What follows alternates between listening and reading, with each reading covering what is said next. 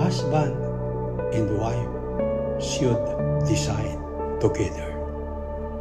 Because marriage is a partnership. Ang mag-asawa ay dapat nagkakaisa sa bawat desisyon. Hindi sila magkalaban sa isa't isa, kundi magkakampi sila para sa isa't isa. Sinabi nga sa Ecclesiastes 4:9, "Two are better than one, because they have a good return for their labor."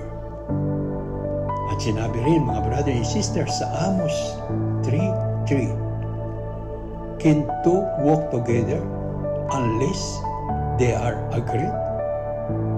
Makapaglalakad ba ang dalawa ng sabay kung hindi sila nag-usap? Amen. Pagpalain tayo ng Diyos. God bless us all.